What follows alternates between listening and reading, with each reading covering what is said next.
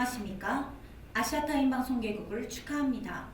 시청자 여러분의 많은 관심과 성원 속에 국민과 함께할 것을 약속드리며 뉴스를 시작하겠습니다. 첫 번째 소식입니다. 대전이 혁신도시로 지정할 수 있는 국가균형발전특별법 개정안은 혁신도시가 없는 대전 충남이 혁신도시로 지정받은 법이 6일 밤 국회 본회의를 통과했습니다. 그동안 대전과 충남 시도민들의 오랜 염원이었던 혁신도시를 위한 법적 기반을 마련하는 데 있어서 국가균형발전특별법 개정안이 국회 법사위 전원회의를 통과한 것은 매우 큰 의미가 있다 하겠습니다. 무엇보다도 그동안 대전과 충남만 혁신도시가 없다 보니까 도시 발전에 있어서 많은 어려움이 있었고 또한 소외감도 컸던 그런 것이 사실입니다. 그래서 이번 기회를 통해서 대전과 충남이 혁신도시로 지정되고 또 공공기관 이전을 통해서 도시의 발전을 기여할 수 있는 새로운 전기가 될 것으로 기대하고 있습니다. 대전광역시 각 구별로 코로나19 확진 환자가 늘어나고 있는 가운데 대전 인근 군부대에서도 팔을 걷어붙이고 방역 봉사활동에 적극 참여하는 등 미담이 전해지고 있습니다. 육군 32사단은 6일 오전 다중이용시설인 대전복합터미널에서 대전 지역의 코로나19 감염 확산 방지를 위한 방역활동을 펼쳤습니다.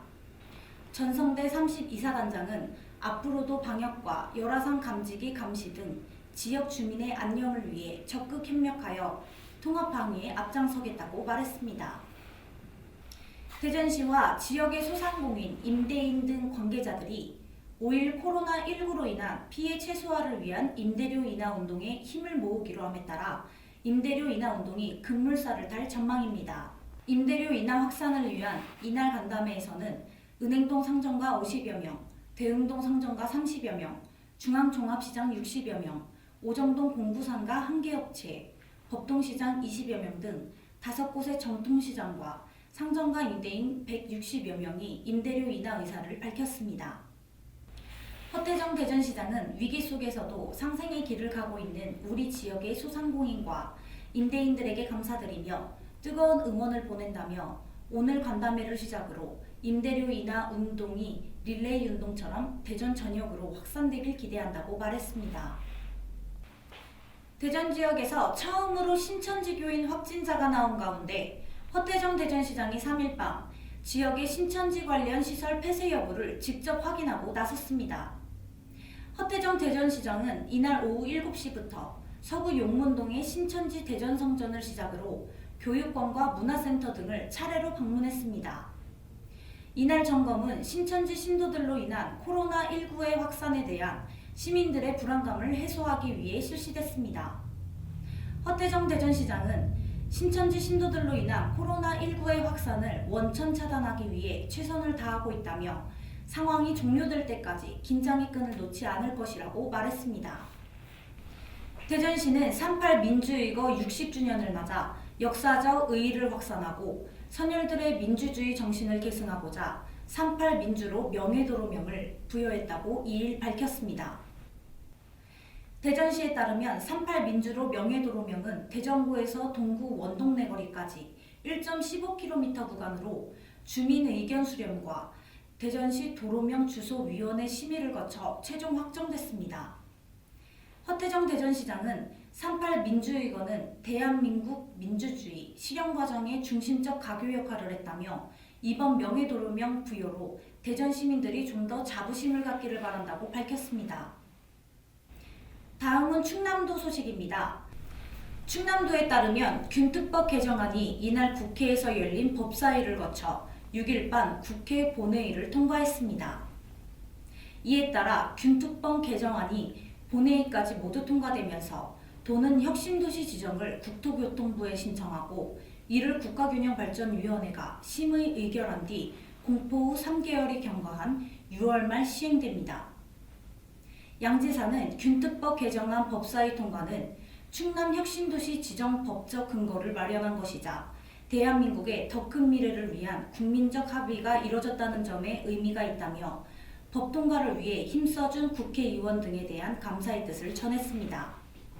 양승조 충남지사는 5일 4.3 롯데케미칼 대상공장 폭발 사고와 관련 시설안전 대진단을 통해 원인을 명확히 규명하고 지역사회가 조속히 안정될 수 있도록 노력하겠다고 밝혔습니다. 이 사고로 연면적 12만여 제곱미터 공장 내부와 시설물이 탔고 근로자와 주민 등 60여 명이 다친 것으로 집계됐으며 사망자는 없는 것으로 소방당국은 파악했습니다.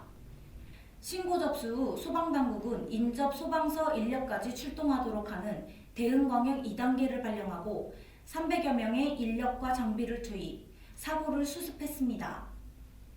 양 지사는 소방당국과 공관 관계자로부터 상황을 보고받은 뒤 이번 사고로 지역민이 많이 놀랐을 텐데 도지사로서 무거운 책임감을 느낀다며 사고를 수습한 소방당국을 비롯한 의용소방대 등의 노고에 감사하다고 말했습니다.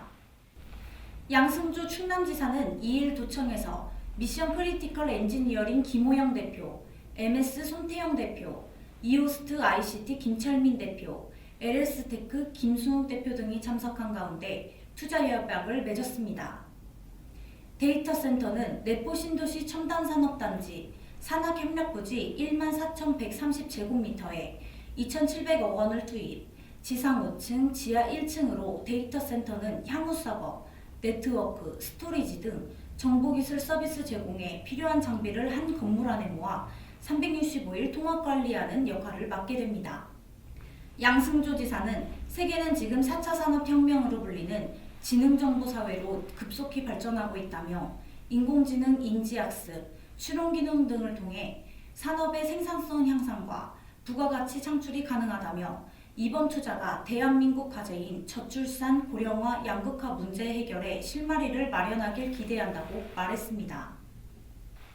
이상으로 아시아타임 방송 뉴스를 마치겠습니다. 시청해주신 여러분 감사합니다.